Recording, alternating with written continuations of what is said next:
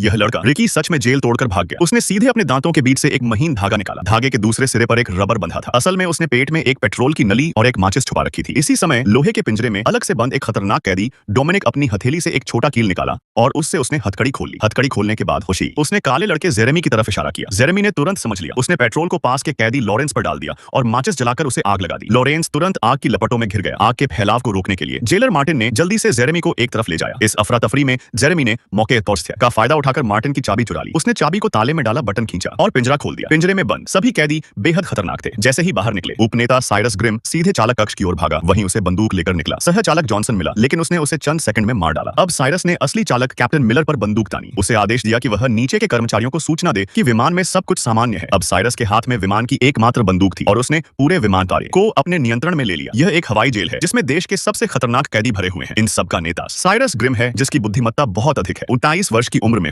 उस्पा Messi वह पहले ही 20 वर्ष जेल काट चुका है। अपहरण, डकैती, हत्या, फिरौती कोई अपराध नहीं जो उसने नहीं किया। उसने 11 कैदियों की हत्या की थी और 2 बार जेल तोड़कर भाग चुका था। लेकिन इस विमान में एक और कैदी है, बक मैकनाइट, जो वास्तव में कोई बड़ा अपराधी नहीं है। वह एक युद्ध से लौटा पूर्व सैनिक है। सेना से लौटते समय कुछ गुंडों रेड, मिकी और शेन ने उसकी पत्नी को परेशान किया। बक पहले लड़ाई नहीं चाहता था, लेकिन गुंडों ने हद पार कर दी। उसे पीटा और अपमानित किया। बक ने आत्मरक्षा में हाथ उठाया, पर दुर्भाग्य एक थप्पड़ में ही रेड मर गया। इसलिए उसे गलती से हत्या का दोषी मानते हुए 8 वर्ष की सजा सुनाई गई। लेकिन बक ने जेल में हार नहीं मानी। हर दिन वह व्यायाम करता और अपनी बेटी एमी को पत्र लिखता। आखिरकार अपनी बेटी के जन्मदिन पर उसे समय से पहले रिहाई मिली। उसे इस स्थानांतरित करने वाले विमान में बैठाया गया जहां से वह रिहा होने वाला था, पर किस्मत ने साथ नहीं दिया। कैदियों ने विमान को अपने कब्जे में ले लिया। अब बक अंदर से क्रोध से भर चुका था, लेकिन साइरस के पास बंदूक थी, इसलिए वह कुछ नहीं कर सकता था। पुलिस की योजना थी कि मध्य पड़ाव पर 6 कैदी नीचे उतरेंगे, 10 नए ऊपर चढ़ेंगे। लेकिन नीचे उतरने वालों में से 3 की पहले ही मृत्यु हो चुकी थी। इसलिए साइरस ने उनके कपड़े उतरवाए और जेलरों रीव्स, हैरिस और डेल को पहनाए। उनके मुंह बंद किए और सिर पर नकाब चढ़ा दिए। बक भी उतरने वालों में था, लेकिन उसने स्वयं रहने की जिद की, क्योंकि विमान में उसका एक मित्र कार्ल भी था और वह उसे साथ ले जाना चाहता था। विमान मध्य पड़ाव पर पहुंचा। पुलिस वहां तैयार खड़ी थी। साइरस ने सुरक्षाकर्मी की वर्दी पहन ली और कैदियों के स्थानांतरण की प्रक्रिया शुरू की। लेकिन ऊपर चढ़ने वालों में एक ऐसा राक्षस भी था जिससे खुद साइरस भी डरता था।